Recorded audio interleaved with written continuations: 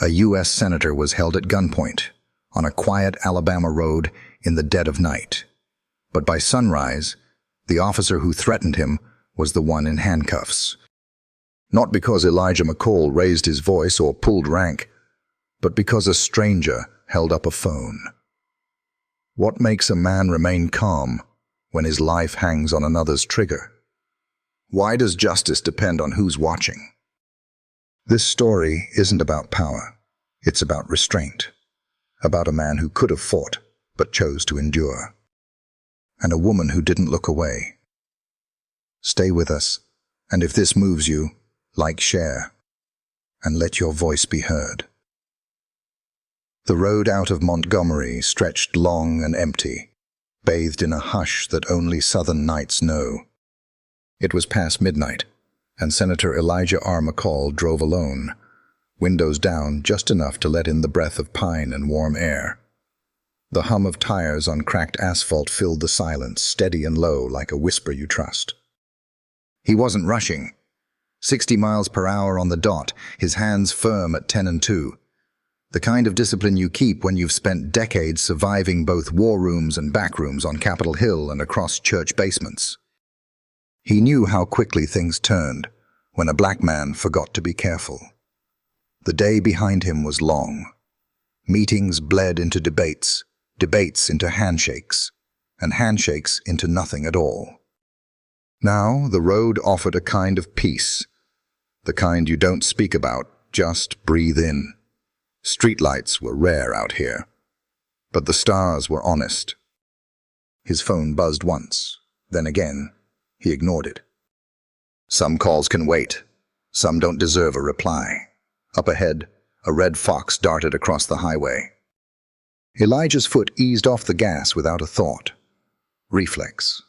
That's what life had trained into him. Never overreact. Never escalate. Then came the lights, blue. Red, blinding in the rearview mirror like guilt on a clean record. He blinked once. Checked his speed again. No error, no reason. But the siren wailed anyway, slicing through the night like it had a grudge to settle. Elijah's lips pressed together. Not fear. Not yet. Just calculation. He'd been here before. Not this exact road, not this exact badge, but this feeling. The one where the world forgets your title, where your skin speaks louder than your name. And tonight, the road had gone quiet again. He signaled to the right, easing his car toward the shoulder with a smoothness that came not from habit, but from necessity. His eyes didn't flinch, didn't widen, only narrowed, measuring the moment. The lights behind him still flashed, almost angry in how relentless they pulsed. The siren died, but the pressure in his chest didn't. He placed both hands on the wheel, visible, open. The way his father once taught him, long before he ever wore a suit or sat behind a nameplate in D.C. The cruiser didn't move at first, just idled, like the man behind the wheel was taking his time or testing something unseen. Elijah glanced once at the mirror. Couldn't see the face, only the silhouette, unmoving. The headlights from the patrol car poured into his own like a confession light in a dark booth. A beat passed, then the door creaked open. Elijah breathed slow. Counted his heartbeats. Not because he feared the man stepping out, but because some things are easier when you remember you're still alive. The officer approached, heavy boots against gravel, each step like a question without an answer. No rush. No warmth. Just a presence that announced itself louder than any siren ever could. Elijah didn't look back again. He kept his eyes forward, hands steady, and mind sharper than ever. Not angry, not shaken. Just aware, always aware. The flashlight hit him before the voice did. Bright, direct, unblinking. It swept across his face like it had a job to do, pausing too long on his eyes, then darting down to his chest, as if it expected something to pop out and explain everything. Elijah didn't flinch. He didn't speak first either. That mattered. License and registration. The voice was young, flat. Southern drawl under a layer of something harder. Practiced control or thinly disguised irritation. The kind of tone that didn't ask, didn't clarify, didn't explain. It just expected obedience. Elijah nodded once. "Yes, officer," he said, calm and low, like a steady tide. "I'll need to reach into the center console." He waited.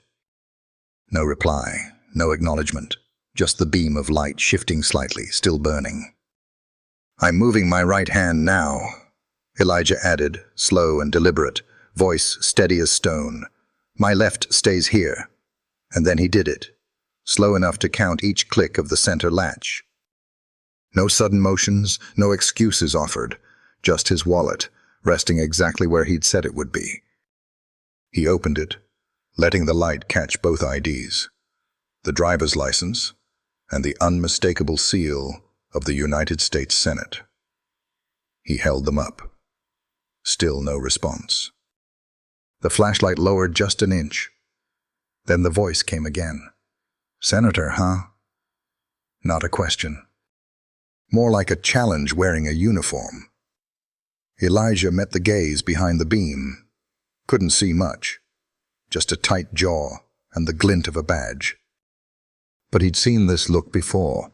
Not in the halls of Congress, but back when he was a young man wearing Sunday shoes in towns that didn't take kindly to his kind asking for dignity. "That's correct," Elijah answered evenly. "Senator Elijah McCall, Alabama's 5th District." Silence again. Thicker now. The kind that doesn't invite conversation. The officer, he still hadn't given his name, took a step back. Not far. Just enough to shift the balance. His right hand hovered near his belt, fingers too close to the holster. The implication didn't need to be spoken. Elijah kept his hands on the wheel. The IDs still visible, the road still quiet. "Was there a reason for the stop?" he asked, voice even, every word polished smooth from decades of public service. Not defiance, just clarity. The flashlight flicked back on. "No reason I need to give you." 14 words, enough to tilt the night, enough to change everything. Elijah exhaled slowly. "Then I'd like to request your supervisor." That's when the tension shifted. Not loud, not sudden, but real. The kind you feel in your back teeth. The kind you've been trained to navigate, but never get used to. "No need for that," the officer said, stepping in closer now. "You're gonna step out of the vehicle." It wasn't a request. And Elijah knew it. Elijah didn't move. Not yet. Not out of pride or defiance, but because something about the officer's tone didn't feel like standard procedure. It felt personal, arbitrary, dangerous. He kept his hands steady, still resting on the wheel, still visible in the soft interior light.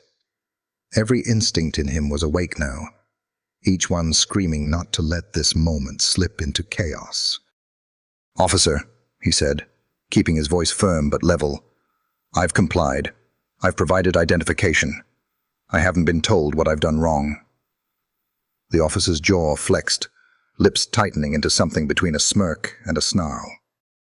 He stepped closer to the window, and Elijah could now make out his nameplate, Shore, etched into the dark badge that gleamed like a dare. "You're gonna step out," Officer Shore repeated. "Now." And then came the sound Elijah had been listening for, dreading in the back of his mind, the sharp mechanical click of the holster strap unsnapping. It wasn't loud, but it might as well have been a gunshot. It said more than words ever could. This wasn't about a broken law. This was about a man trying to remind another that power didn't need a reason. Elijah's heart rate ticked up, but his expression didn't change. He stayed perfectly still. The night air had turned thick around him, like the humidity had found a way to press into his skin. "You're making a mistake," Elijah said quietly. his voice controlled but laced with warning. "You're escalating a situation without cause." "I don't care who you are," Shore barked, his right hand now openly resting on the grip of his firearm. "Out of the vehicle, or I'll remove you myself." Elijah locked eyes with him then. Finally, not in challenge, but with the weight of history behind his gaze. The kind that didn't need to shout. The kind that came from knowing when a line was being crossed and refusing to step over it with your dignity left behind. "You put your hand on that door," Elijah said calmly, "and you better be ready to answer for it." Shore's fingers twitched, hovering. No backup had arrived. No cameras were visible. In this patch of dark road, the law was whatever this man said it was, or thought it could be. And for the first time, Elijah felt it. Not just the danger, but the betrayal of everything he'd worked for, of every speech he'd given on justice, of every compromise he'd made, believing the system could hold. He wasn't a senator in this moment. He wasn't even a man with a name. He was just black and alone, and to Shore, that was enough. Before the tension could break, before the officer's hand could settle fully around his weapon, another sound cut through the night, sharp, clear, and completely unexpected. "I'm recording this." The voice came from the darkness just off the shoulder, maybe 20 or 30 feet away. A woman's voice, strong, steady, unshaken. Elijah didn't turn toward it. He didn't dare, but he heard it. Every syllable landed like a gavel. The words were calm, but they rang with authority that neither badge nor title could manufacture. And that changed everything. Shore froze. His hand still hovered, just inches from drawing. His stance wavered for the first time, not in retreat, but in calculation. He stepped back, just half a pace, his head jerking toward the voice. The flashlight shifted, its beam sweeping toward the source. There, in the dim glow, stood a woman, mid-40s maybe, wearing glasses that caught the light from the cruiser. Her phone was raised, recording. No fear in her stance, just the kind of resolve people find when they know they're the only witness that matters. "You sure you want to do this, officer?" she asked, louder this time. Still calm, but louder. "You know who he is, and now the world's going to see." Shore didn't respond. Not to her, not to Elijah. His expression was unreadable now, caught somewhere between rage and restraint. The gun wasn't drawn, but it wasn't forgotten. His fingers were tense, his posture unsettled. The presence of the camera had shifted the power. Slightly, imperceptibly, but it had shifted. Elijah breathed again. Not a sigh, not relief, just breath. He kept his hands up, still on the wheel, still visible, still alive. "You're being recorded," he said quietly, not looking at the woman but addressing Shore directly. "So let's both take a step back." The officer didn't move. The woman, Sarah, Elijah would later learn, took a cautious step forward, just enough to let her voice carry more. "I've got it all," she said. "From the lights to the gun. Every bit of it." The air thickened again, but differently this time. Not with threat, but with consequence. And Elijah knew right then that this wasn't over. Not even close. But something had shifted. Someone had seen. And that meant the truth had a witness. Not just him. Not just his ID. But a voice, outside the car, outside the system, that said clearly, "I won't look away." Another set of headlights pierced through the trees, casting long, shifting shadows across the road. Gravel crunched under fresh tires as a second patrol cruiser pulled up behind Shore's vehicle. The siren was off, but the message was clear. Someone had called it in. Help had arrived. The question was, for whom? The driver's side door swung open. and a larger, broad-shouldered officer stepped out. His movements were deliberate, less theatrical than Shaw's, but no less imposing. His nameplate caught the edge of a beam. Officer D. Mullins, and his expression was unreadable. He scanned the scene quickly, the woman with the phone standing firm, the senior black man seated calmly in his vehicle, and his partner, tense, too close, one hand still brushing the holster like a nervous tick. "What's going on here?" Mullins asked. His voice was low, composed, but there was a weight to it, the kind that suggested experience and just enough distance from impulse. Shaw didn't look at his partner. His eyes never left Elijah. "Non-compliant driver," he said flatly. "Wouldn't exit the vehicle when ordered." The words dropped like stone into silence. Elijah's jaw clenched, not from rage, but recognition. That phrase. He'd read it in too many reports, heard it in too many hearings. Non-compliant.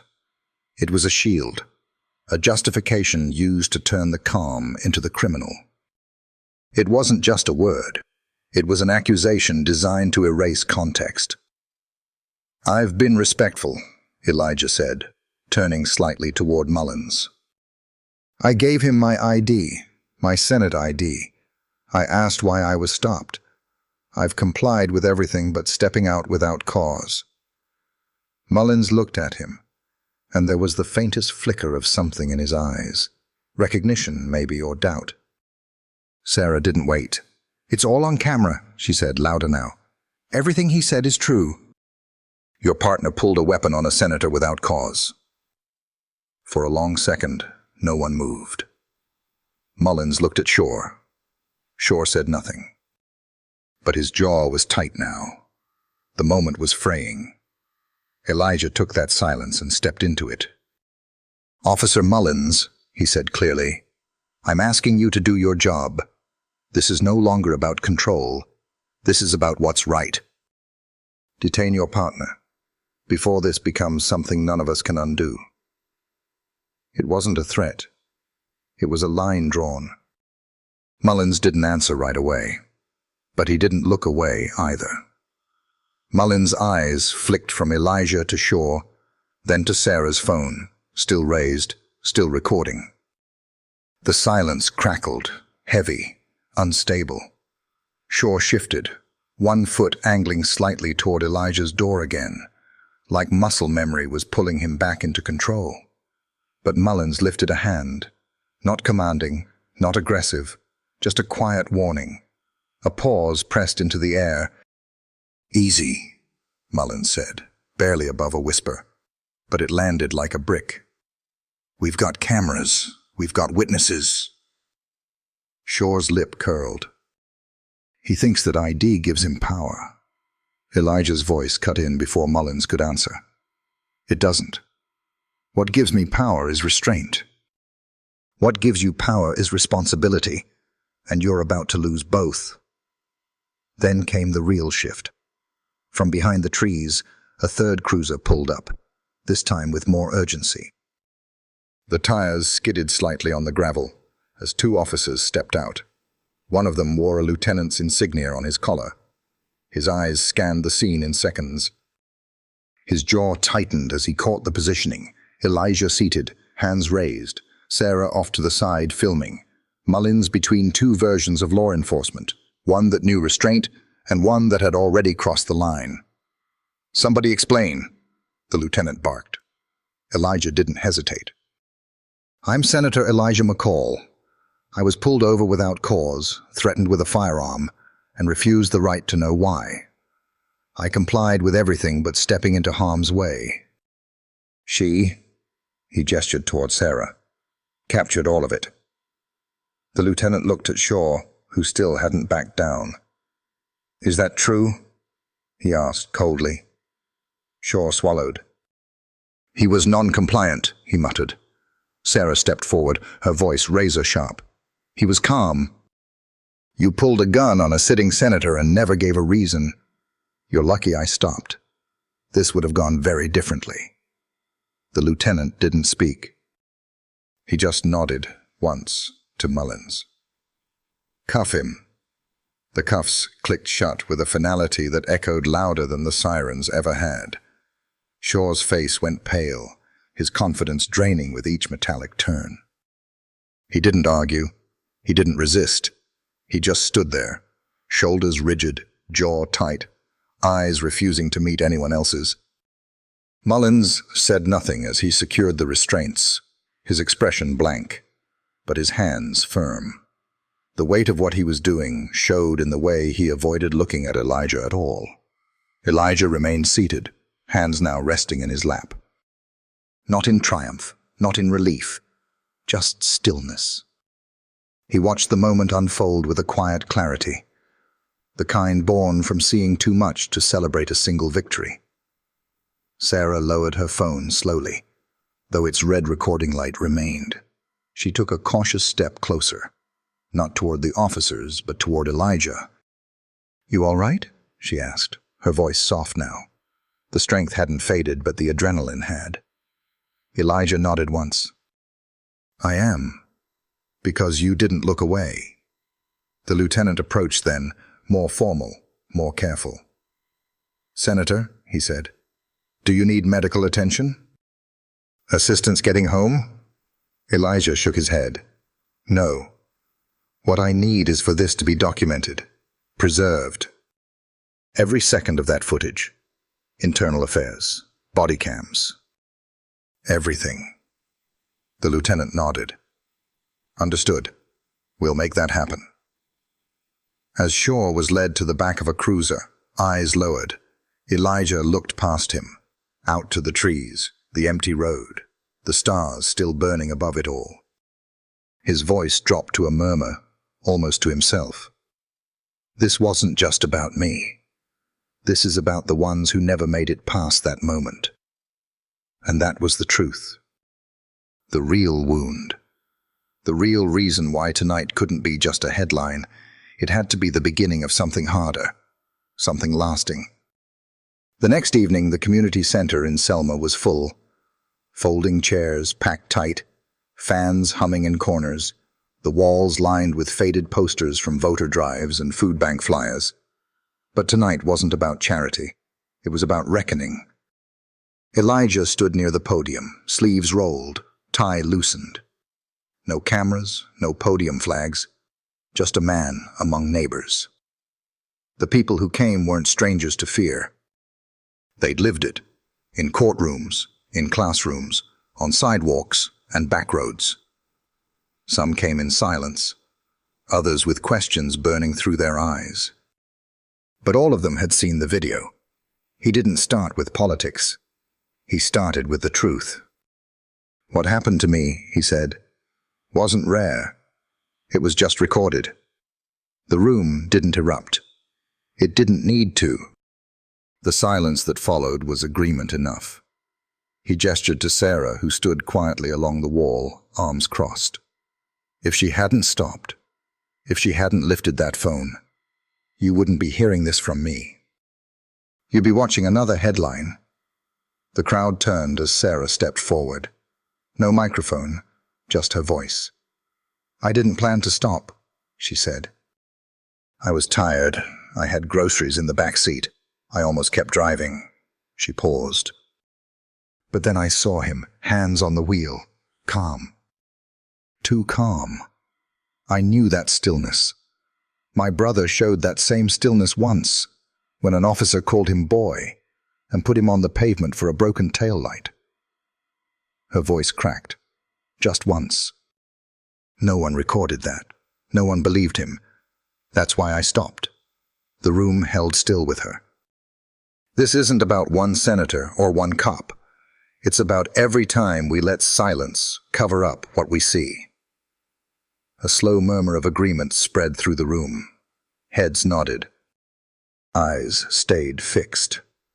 Sarah just looked down and said, "We're all witnesses now." The meeting stretched late into the night, long after the folding chairs had gone stiff and the coffee urns ran dry. People shared stories, some halting, some angry, some quiet with shame. A retired officer admitted he'd once looked the other way. A mother told of her teenage son, searched and humiliated on his own front porch. No one interrupted. No one dismissed. They listened, because the silence had gone on long enough. Elijah stood again, not to speak at them, but with them. "We can't legislate empathy," he said, voice low and firm. "But we can demand accountability. We can require body cams. We can fund independent review boards. And we can push for a system where no officer thinks their badge protects them from the truth." The room didn't cheer. It breathed. Deeply, as if finally allowed to exhale. When the meeting ended, people lingered. Some to shake hands, others just to be near each other. Sarah approached Elijah near the exit, a small flash drive in her hand. "This is the footage," she said. "I don't want to keep it. But I don't want it buried either." He took it gently. "I'll make sure it's seen, not just as proof, but as purpose." She nodded, her voice soft. "You meant what you said, about using your voice." "I have to," Elijah replied, "or none of this matters." Outside, the Alabama night had cooled. Crickets filled the gaps in conversation. As Elijah stepped into the parking lot, a teenage boy called out, "Hey, Senator, were you scared?" He stopped, smiled faintly, and said, "Yes, but fear only wins when we stay quiet." Then he got into his car, not as a victim, not as a politician, but as a man who chose to stand. Not for himself, but for the ones still waiting to be believed.